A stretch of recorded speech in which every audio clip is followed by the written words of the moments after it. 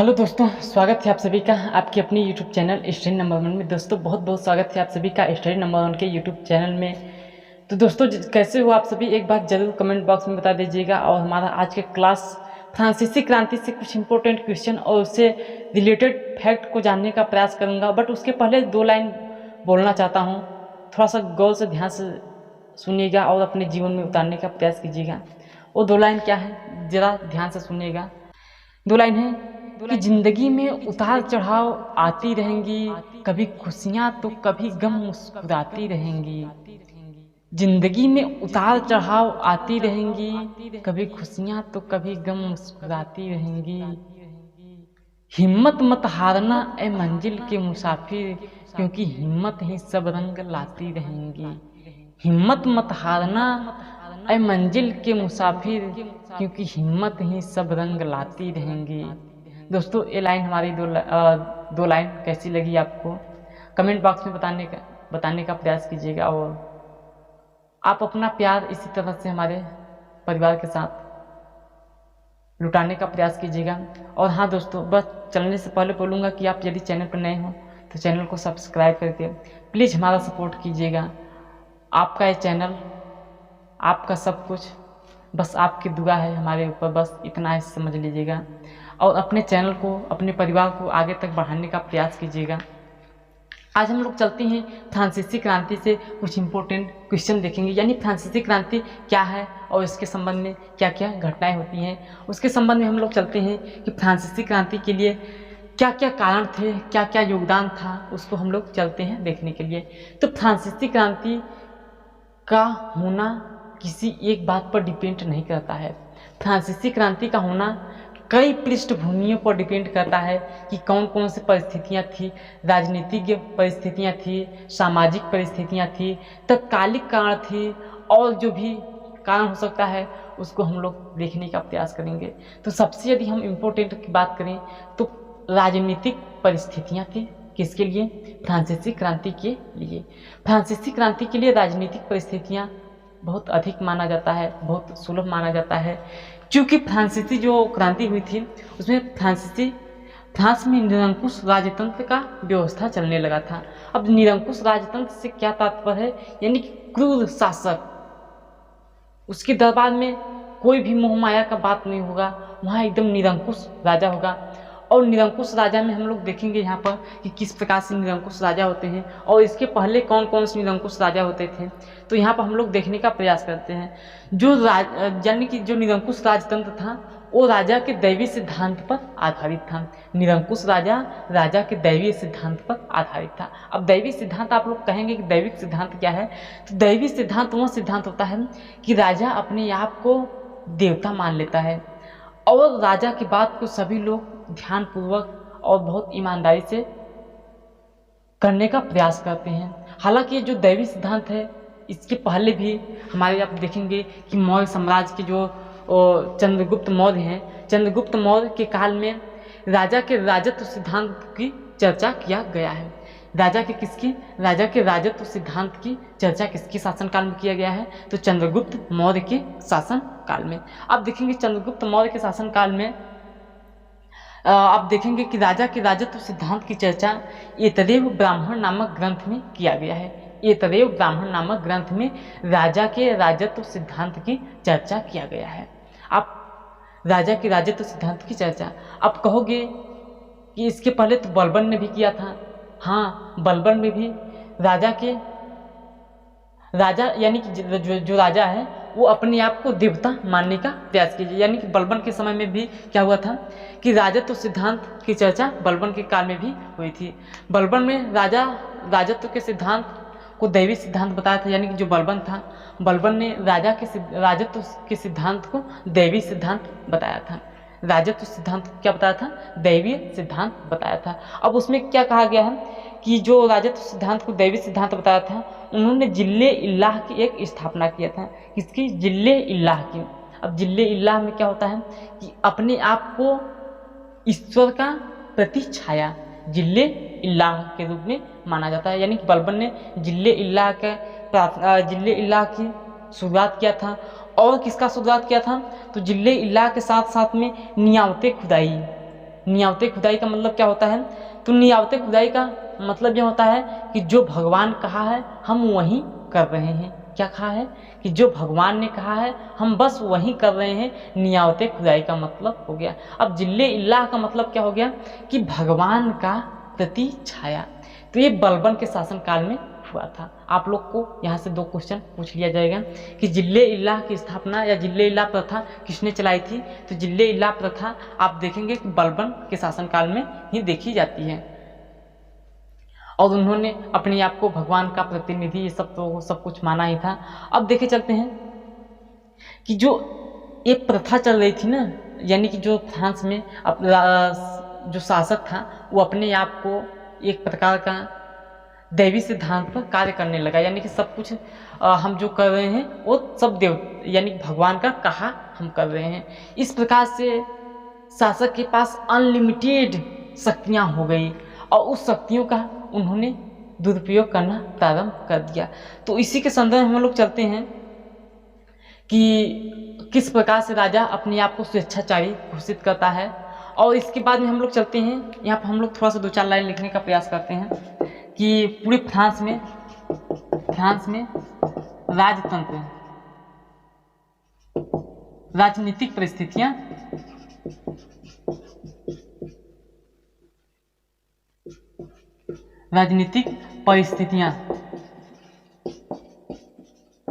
यानी कि कई कारण थे और उस कई कारण में फ्रांस में राजनीतिक परिस्थितियां का होना बहुत अधिक पाया गया। यानी कि फ्रांस में राजनीतिक परिस्थितियां की वजह से एक प्रकार से माना जाता है कि फ्रांस की क्रांति होना अनिवार्य हुआ। अब इसमें हम लोग देखेंगे कि फ्रांस की राजनीतिक क्रांतियाँ ये सब हो गई और उन्होंने किस प्रकार से अपने आप को दैवी सिद्धांत पर आधारित माना। अब उसके बाद हम लोग चलते हैं कि जो फ्रांस में शासक था, फ्रांस में आप लोग शासक जानते होंगे कि जो लुई 14वां था। लुई 14वां को आप लोग जानते होंगे कि लुई 14वां फ्रांस का शासक था। लुई 14वां यहाँ पर हम लिख दे रहे हैं 14वां। अब जो ये लुई 14वां है इसका शासनकाल यदि हम लोग देखें तो शासनकाल कितना है? 1643 से लेकर के 1715 ईस्वी तक। यानी कि लुई 14वां का जो शासनकाल होता है 1643 से लेकर के 1715 ईस्वी तक इसका शासनकाल रहता है। अब इन्होंने अपने शासनकाल में क्या क्या भूमिका निभाए, क्या क्या कार्य किए, तो उसको हम लोग यहाँ पर देखने का प्रयास करेंगे। तो इन्होंने अपने शासन में निरंकुशतावाद को सर्वोच्च बना दिया। यानी कि क्या बना दिया? निरंकुशतावाद को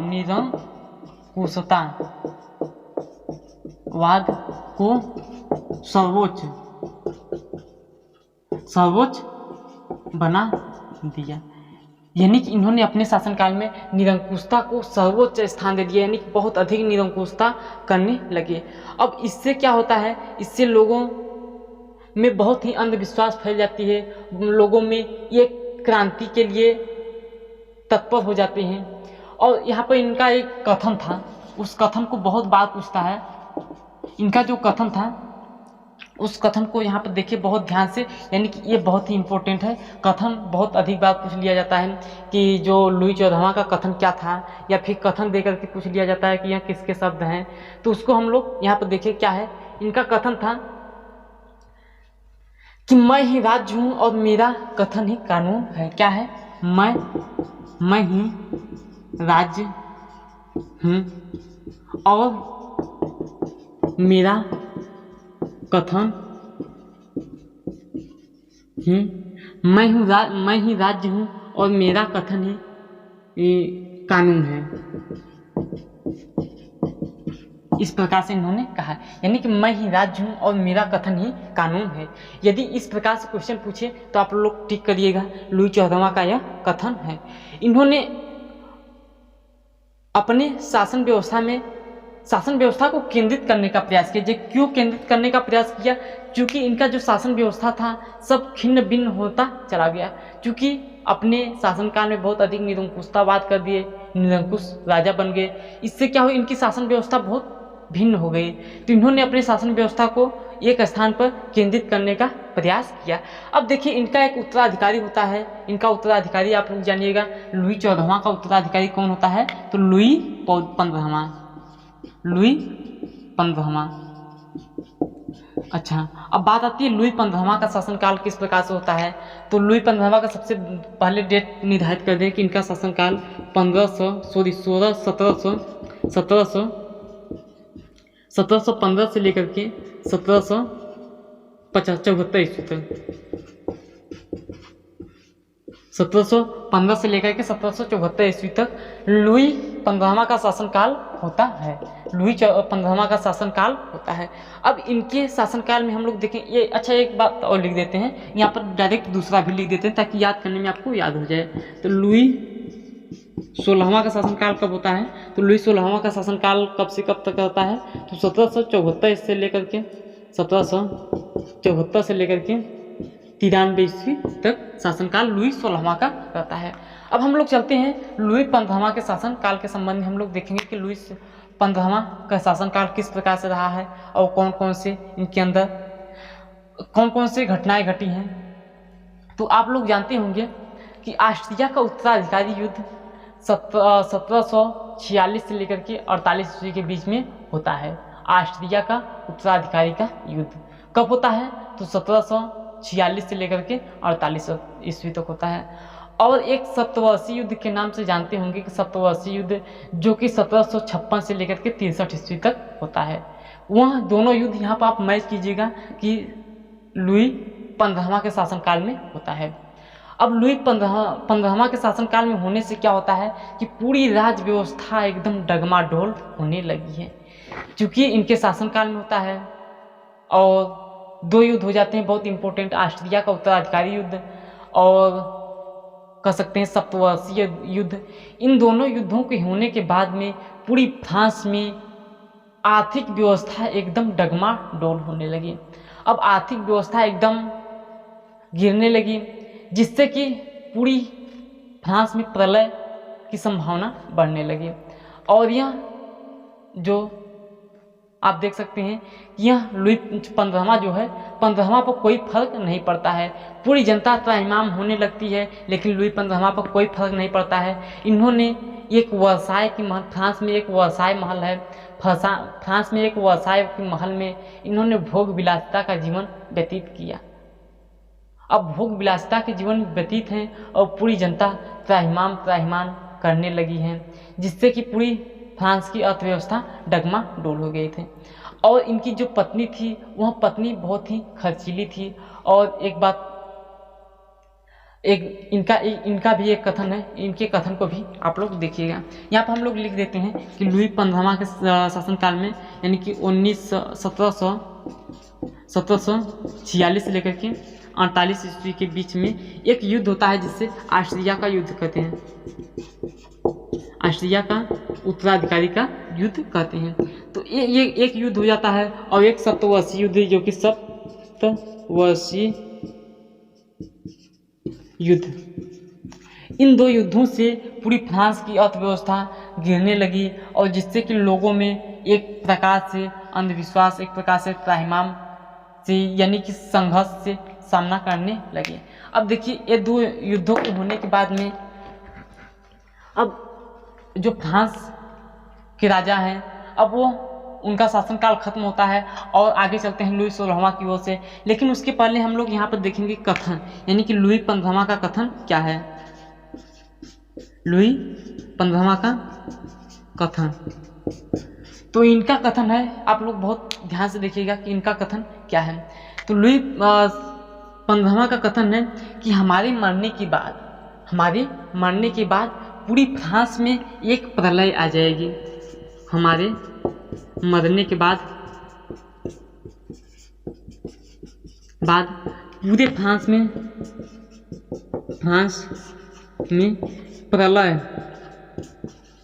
आ जाएगी। अब भाई प्रलय क्यों नहीं आएगी, क्योंकि पूरी फ्रांस में कुछ बचा ही नहीं है, तो प्रलय तो आवश्यक है, प्रलय तो ऑब्वियस सी बात है कि आएगी ही नहीं आएगी। तो इन्होंने जानते थे कि हमारे यानी कि हम कुछ फ्रांस में बचा ही नहीं है, तो हम जब मर जाएंगे हमारे जाने के बाद में कुछ फ्रांस में बचेगा ही नहीं, इसलिए इन्होंने पहले ही कह दिया कि हमारे मरने के बाद में फ्रांस में कुछ बचने वाला नहीं है, फ्रांस में प्रलय सी आ जाएगी। अब इसके बाद में हम लोग चलते हैं लुई 16वां के संबंध में, यानी कि लुई 16वां का शासनकाल के संबंध में चलते हैं। और सबसे इम्पोर्टेंट लुई 16वां का शासनकाल है, क्योंकि लुई 16वां के शासनकाल में ही जो हमारा देखने को मिलता है फ्रांसीसी क्रांति, वह लुई 16वां के शासनकाल में ही देखने को मिलता है। तो इसलिए आप लोग बस ध्यान से देखिएगा कि लुई 16वां का शासनकाल किस प्रकार से होता है। तो हमने आपको बता दिया हूँ कि लुई 16वां का शासनकाल कब से कब तक रहता है। तो लुई 16वां का शासनकाल 1774 से लेकर के 93 ईस्वी तक किसका शासनकाल होता है। तो लुई 16वां का शासनकाल रहता है। अब 1774 से लेकर के 1793 ईस्वी तक लुई 16वां का शासनकाल रहता है। अब देखने को मिलता है इसी के शासनकाल में पूरी जितनी भी क्रांतियाँ होती है, पूरी फ्रांसीसी क्रांति होती है, तो इसी के शासनकाल में ही होता है। क्योंकि जब क्रांति होने का मेन कारण क्या होता है, क्योंकि जब जनता सहम करते आंतरिक भावना जब जागृत हो जाती है, तब उन्होंने फ्रांसीसी क्रांति कर देती, यानी कि तब क्रांति करना अनिवार्य समझते हैं। और क्रांति के लिए सबसे जिम्मेदार होता है तत्कालिक कारण, यानी तत्कालिक कारण जब से नहीं मिलता है तब तक कोई भी क्रांति होना अनिवार्य नहीं होता है, कोई भी क्रांति तब तक सुनिश्चित नहीं की जा सकती है। तो हम लोग देखेंगे कि लुई 16वां का जो शासनकाल है, लुई के 16वां के शासनकाल में क्या क्या घटनाएं घटती हैं, इसके संबंध में हम लोग कुछ चर्चा करेंगे। तो इसी के समय में पहली बात तो हम लोग लिख देते हैं कि इसी के समय में क्या होती है कि फ्रांसीसी क्रांति होती है। फ्रांसीसी क्रांति होती है, इसी के शासनकाल में फ्रांसीसी क्रांति होती है। कौन किसके शासनकाल में? तो लुई 16वां के शासनकाल में ही फ्रांसीसी क्रांति होती है। अब आगे चलते हैं, इनका कथन क्या है, इनका भी कथन देख लीजिएगा। कथन, तो इनका कथन होता है कि लुई 16वां का कथन यदि पूछे तो लुई 16वां का कथन आप लोगों को याद रखना है कि कोई चीज़ इसलिए कानून है क्योंकि उसे मैं चाहता हूँ। कोई चीज़ इसलिए कानून है क्योंकि उसे मैं चाहता हूँ।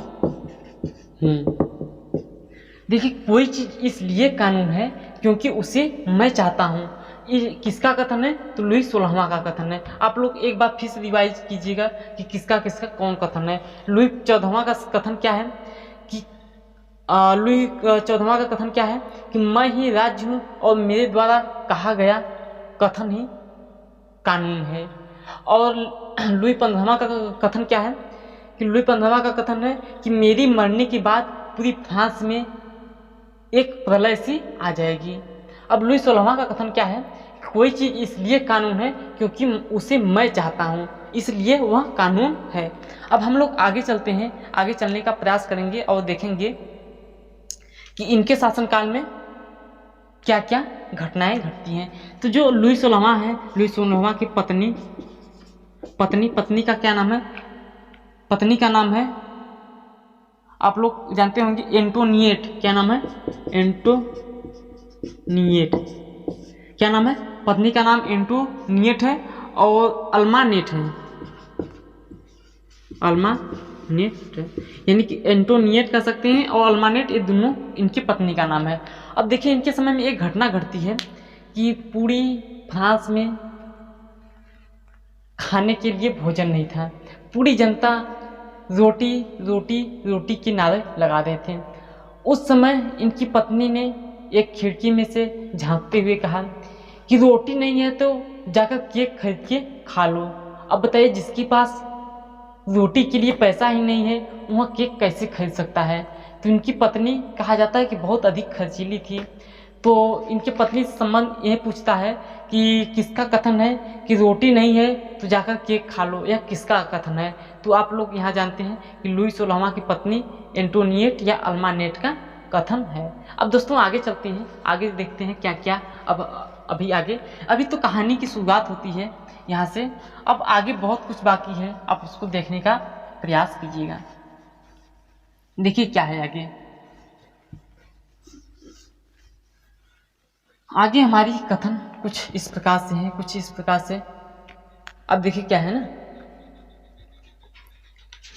कि यानी कि जो क्रांति हुई थी फ्रांसीसी क्रांति, उसमें हम लोग देख लिया राजनीतिक परिस्थितियां क्या है। अब हम लोग देखेंगे सामाजिक परिस्थितियां क्या हैं।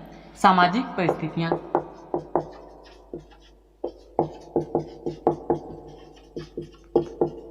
सामाजिक परिस्थितियां यानी कि फ्रांस की क्रांति के सामाजिक परिस्थितियां क्या थी। तो सामाजिक परिस्थितियां यानी कि पूरी जनता को, यानी फ्रांस में जो पूरी जनता है उसको 3 गुटों में बांट दिया गया। अब पहला गुट कौन सा है, पहला पार्टी कौन सी है, तो उसे पादरी समूह कहते हैं। पहला जो पार्टी है उसे पादरी लोग या पादरी समूह कहते हैं। दूसरा क्या है, दूसरा है आपका माध्यम या माध्यम लोग कह सकते हैं, या मध्यम लोग, और उसे सामंतवादी लोग भी कह सकते हैं। और जो तीसरा है सबसे लास्ट का, उसे सर्वहारा समूह कह सकते हैं। तो इस प्रकार से हम लोग देखेंगे कि जो फ्रांस की क्रांति हुई थी, फ्रांस में देखा जाता है कि सामाजिक परिस्थितियां क्या थी। तो सामाजिक परिस्थितियां में देखने को मिलता है कि पूरे समूह को 3 भागों में बांटा गया। जो फर्स्ट जो आता है, फर्स्ट पादरी लोग। अब जो सेकंड आता है, सेकंड सामंतवादी जिसे कहा जाता है मध्यम लोग। अब जो थर्ड नंबर पर देखने को मिलता है, तो थर्ड नंबर पर देखने को मिलता है सर्वहारा लोग, सर्वहारा लोग। अब देखते हैं यहाँ जो सामंतवादी हैं, सामंतवादी लोग में कह सकते हैं कि एक प्रकार से क्रांति देखने को मिलती है सामंतवादी लोग में ही। जो सामंतवादी लोग हैं इसमें कौन कौन से शामिल हैं, तो इसमें हैं इंजीनियर,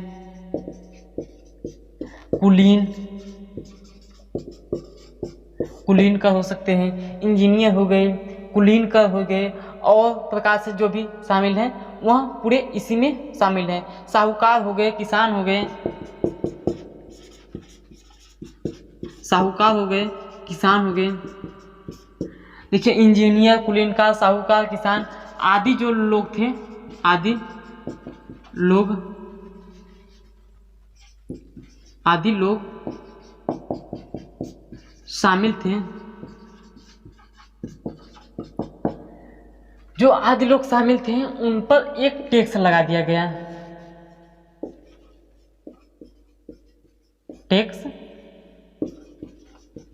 टैक्स लगा दिया गया। अब ये जो टैक्स लगा दिया गया, इस टैक्स से क्या हुआ कि पूरी इंजीनियर, कुलीनकार, साहूकार, किसान आदि लोगों में एक भ्रष्टाचार की भावना, एक क्रांति की भावना उत्पन्न होने लगी।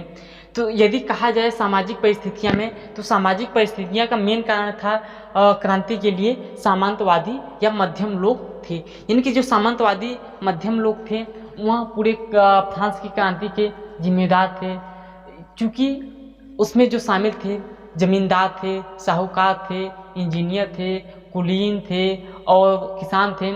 इनके लिए बहुत अधिक कर लगा दिया गया, जिससे कि इसके बाद में हम लोग देखेंगे कि कौन कौन से आते हैं सुधारक और कौन कौन से मतलब कि कौन कौन से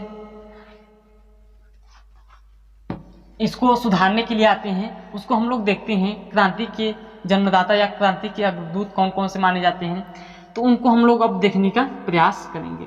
देखिए अब हम लोग चलते हैं कुछ समाज सुधारक के लिए, कुछ क्रांतिकारियों के लिए। देखिए क्या है, सबसे पहले यदि नाम देखा जाता है तो मॉन्टेस्क्यू का नाम सुने होंगे। मॉन्टेस्क्यू का या लोग नाम सुने होंगे इनका, और इनकी जो रचना है द स्पिरिट ऑफ लॉ। क्या नाम है? The spirit of law. इनकी एक पुस्तक है द स्पिरिट ऑफ लॉ। इनकी एक पुस्तक है किसकी? मॉन्टेस्क्यू की। अब मॉन्टेस्क्यू की इस पुस्तक में क्या कहा गया है? इसे कानून की आत्मा के नाम से जाना गया है। द स्पिरिट ऑफ लॉ को क्या कहा गया है? कानून की कानून की आत्मा के नाम से जाना गया है। द स्पिरिट ऑफ लाइट किसकी रचना है, किसकी पुस्तक है, मॉन्टेस्क्यू की पुस्तक है। इन्होंने शक्ति के पृथक्करण का सिद्धांत दिया है। क्या दिया है? शक्ति के पृथक्करण का सिद्धांत दिया है। देखिए, इनकी शक्ति के पृथक्करण का सिद्धांत क्या है कि जैसे कि पूरी शासन व्यवस्था में यदि किसी एक आदमी को सभी शक्तियां दे दी जाए तो वह स्वार्थहीन होने लगेगा। तो इसीलिए इनका जो शक्ति के पृथक्करण का सिद्धांत क्या है कि कार्यपालिका, विधायिका, न्यायपालिका को अलग अलग लोगों को दिया जाए। कार्यपालिका, न्यायपालिका और विधायिका जो इनकी जो कार्य है सबको अलग अलग व्यक्तियों में बांट दिया जाए, जिससे कि सभी का न्याय होगा वो अलग अलग व्यक्तियों के हाथ में होगा। इससे क्या होगा कि जो राजा होगा यानी कि जो जिसके पास शक्तियाँ होगी वह स्वार्थहीन नहीं होगा। तो इस प्रकार से इनकी संबंध में इतना ही। अब हम आगे चलते हैं। आगे क्या है हमारा? मॉन्टेस्क्यू के बाद में बाल्टेयर का नाम सुने होंगे। बाल्टेयर, आप लोग नाम सुने होंगे बाल्टेयर का। तो बाल्टेयर लेटर्स ऑन द इंग्लिश की रचना किए हैं। लेटर्स ऑन द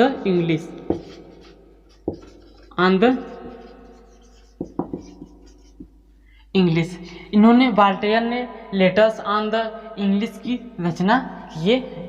अब इन्होंने ब्रिटिश उदारवादी शासन धर्म विचार की स्वतंत्रता की बात कही है, यानी कि इनका इसमें क्या बात कही है, यानी कि लेटर्स ऑन द इंग्लिश में इन्होंने बताया है कि ब्रिटिश उदारवादी शासन धर्म विचार की स्वतंत्रता की बात कही है। ब्रिटिश उदारवादी धर्म शासन व्यवस्था की बात कही है। क्या ब्रिटिश उदारवादी धर्म शासन व्यवस्था की बात इन्होंने लेटर्स ऑन द इंग्लिश पुस्तक में कही है। अब हम लोग चलते हैं आगे, लेकिन यहाँ पर इनका एक कथन है, बाल्टेयर का बहुत ही इम्पोर्टेंट कथन है। कथन क्या है? 100 चूहों की शासन, यानी कि 100 चूहों के शासन से अच्छा है एक शेर का शासन। 100 चूहों के शासन से बेहतर है, 100 चूहों के शासन से बेहतर है एक 100 चूहों के शासन से बेहतर है एक शेर का शासन। देखिए, 100 चूहों के शासन से बेहतर है एक शेर का शासन। अब देखिए, इनसे इतना ही। अब आगे चलते हैं। आगे रूसो, जो धर्म सुधारक थे, रूसो। अब देखिए, रूसो के क्या क्या पुस्तक हैं उसको हम लोग देखने का प्रयास करेंगे। Social contract and Emily, social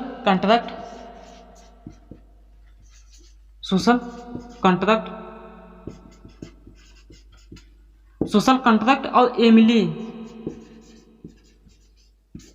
इनकी 2 पुस्तक हैं। किसकी? रूसो की। यदि आपसे पूछा जाएगा मॉन्टेस्क्यू की पुस्तक कौन है, द स्पिरिट ऑफ लॉ, और बाल्टेयर की पुस्तक कौन सी है, तो लेटर ऑफ द इंग्लिश, और रूसो की पुस्तक पूछी जाएगी तो एक सोशल कॉन्ट्रैक्ट है और एक एमिली है। इनकी यानी कि रूसो की 2 पुस्तक हैं, सोशल कॉन्ट्रैक्ट और एमिली।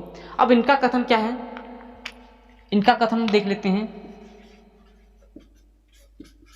इनकी कथन है, मनुष्य स्वतंत्र पैदा होता है,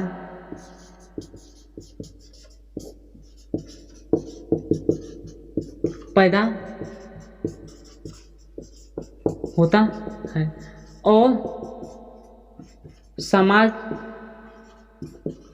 की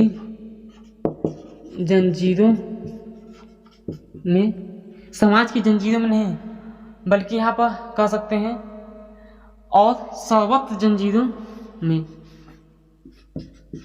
सर्वत्र जंजीरों में बंध जाता है। यह किसकी कथन है? तो यह रूसो की कथन है। मनुष्य स्वतंत्र पैदा होता है, मनुष्य स्वतंत्र पैदा होता है और सर्वत्र जंजीरों से जकड़ा हुआ रहता है, स्वतंत्र जंजीरों से जकड़ा हुआ रहता है। यह किसकी? रूसो की। अब हम लोग आगे चलते हैं, रूसो की थोड़ा सा और आगे चर्चा करते हैं। उसके बाद में हम लोग चलते हैं अपने आगे की क्रांति की, वो तत्कालिक क्रांति, तत्कालिक कारण क्या क्या किए। तो दोस्तों बस आप लोग बने रहिएगा और हो सकेगा तो अपने दोस्तों के साथ सपोर्ट कर दीजिएगा मेरा, आपका भी भला हो जाएगा, मेरा भी भला हो जाएगा। तो दोस्तों यहाँ पर आप लोग चलते हैं कि जो रूसो की पुस्तक थी सोशल कॉन्ट्रैक्ट और एमिली, और इनका कथन था मनुष्य सर्वत्र यानी कि स्वतंत्र पैदा होता है और सर्वत्र जंजीरों में जकड़ा हुआ रहता है। अब रूसो ने कहा जिन लोगों को सत्ता सौंपी जाती है, जिन लोगों को सत्ता सौंपी जाती है वह जनता का मालिक नहीं बल्कि जनता का सेवक, और उनका अधिकार जनता का आज्ञा पालन करना होता है। यानी कि उनका जो अधिकार होता है वह जनता की आज्ञा का पालन करे। यहाँ पर हम लोग लिख देते हैं कथन। यह किसका कथन है? तो वह कथन है कि रूसो का कथन है कि रूसो ने कहा कि लोगों को सत्ता सौंपी जाती है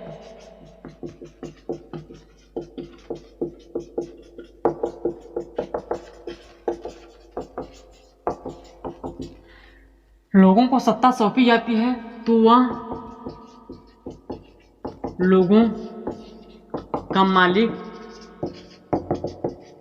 नहीं बल्कि लोगों का सेवक होना चाहिए। क्या? लोगों को सत्ता सौंपी जाती है तो वह लोगों का मालिक नहीं बल्कि लोगों का सेवक होना चाहिए। यह किसकी कथन है? तो रूसो का। रूसो के से दो कथन पूछा जाएगा। मनुष्य स्वतंत्र पैदा होता है और सर्वत्र जंजीरों में जकड़ा हुआ रहता है।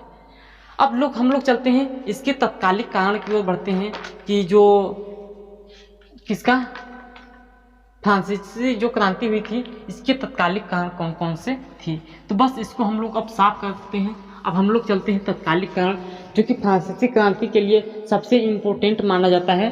तत्कालिक कारण, तत्कालिक कारण में क्या क्या तत्कालिक कारण थे और कौन कौन से उसमें कमियां थी क्रांति करने के लिए, तो उसको हम लोग अभी देखने का प्रयास करूँगा। दोस्तों बस आप लोग बने रहिएगा यूट्यूब चैनल पे और वो देखने का प्रयास कीजिएगा। देखिए क्या है हमारा तत्कालिक कारण।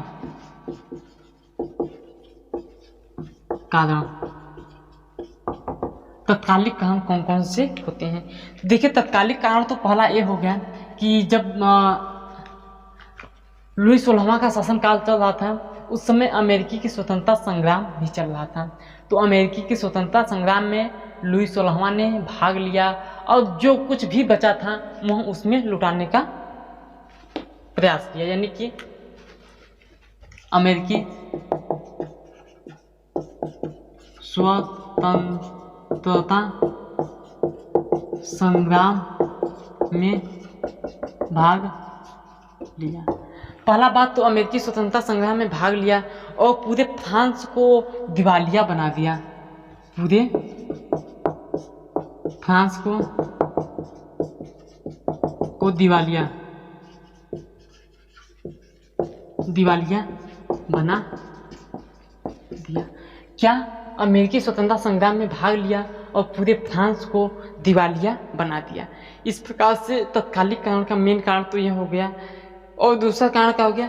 इससे पूरा फ्रांस की अर्थव्यवस्था में डगमाडोल हो गई। यानी कि जो अमेरिका ने स्वतंत्रता संग्राम में भाग लिया, अमेरिका का स्वतंत्रता संग्राम में भाग लिया कौन? लुई 16वां ने। लुई 16वां ने अमेरिका के स्वतंत्रता संग्राम में भाग लिया और पूरे फ्रांस को दिवालिया बना दिया, जिससे कि फ्रांस की अर्थव्यवस्था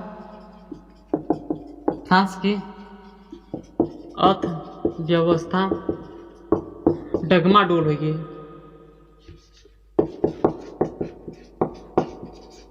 डगमाडोल हो गई। यानी कि फ्रांस की अर्थव्यवस्था एकदम डगमाडोल हो गई। लोगों में त्राहिमाम की नारा गूंजने लगी, रोटी दो सब कुछ की नारा गूंजने लगी, जिससे कि तत्कालिक कारण का यहीं से उदय होने लगता है। देखिए पहला क्या है, अमेरिका स्वतंत्रता संग्राम में भाग लिया, पूरे फ्रांस को दिवालिया बना दिया। फ्रांस की अर्थव्यवस्था एकदम कमज़ोर होती गई। फिर भी लुई 16वां ने जो मध्यम लोग या जिसे कह सकते हैं सामंतवादी लोग थे, सामंतवादी लोग से क्या लिया, कर लेना प्रारंभ कर दिया, जिससे कि सामंतवादी लोग आक्रोश में आ जाते हैं और कर देने से मना कर देते हैं। कर देने से क्या करते हैं, मना कर देते हैं। यहाँ से आप लोग को यहाँ से पूछेगा कि फ्रांस की अर्थव्यवस्था डगमाडोल हो गई या फ्रांस की अर्थव्यवस्था एकदम गिरने लगी और सामंतवादी लोग में आक्रोश की भावना उत्पन्न होने लगी और फिर भी सामंतवादी लोग से कर लेना प्रारंभ कर दिया, जिससे कर देने से इन्होंने मना कर दिए और कर देने से मना करने के बाद में तब एक स्टेटस जनरल की बैठक होती है। तब एक स्टेटस जनरल की बैठक होती है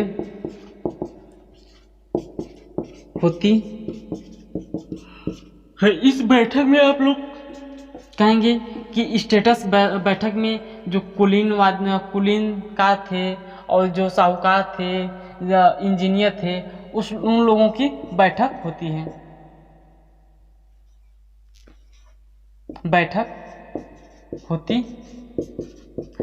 अब देखिए बैठक होने के पश्चात में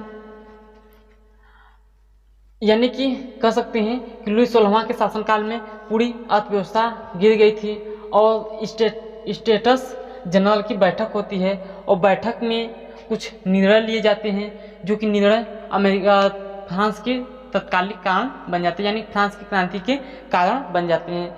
तब देखिए यहाँ पर हाँ, इस स्टेटस जनरल में क्या होता था, यानी कि इस जो बैठक में होती थी स्टेटस जनरल बैठक में, इसमें लोगों की बात को सुना जाता था। लोगों की बात को क्या किया जाता है, लोगों की बात को सुना जाता था। किसमें, स्टेटस जनरल बैठक में लोगों की बात को सुना जाता था। अब देखिए इसके बाद में हम लोग चलते हैं कि 9 जुलाई 1789 ईस्वी में लुई ने स्वीकार किया कि हम पूरे फ्रांस को आज़ाद करेंगे, पूरे फ्रांस में संविधान का निर्माण करेंगे। देखिए 9 जून, कौन डेट आप लोग याद कीजिएगा, 9 जुलाई, सॉरी जून नहीं जुलाई, 9 जुलाई 1789 में घोषणा कर दिया कि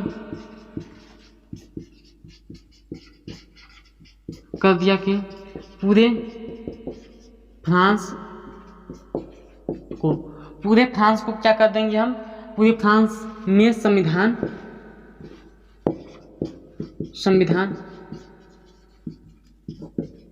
लागू कर देंगे, पूरे फ्रांस में संविधान लागू कर देंगे। और आप लोग को मालूम होगा कि 14 जुलाई 1789 ईस्वी को 14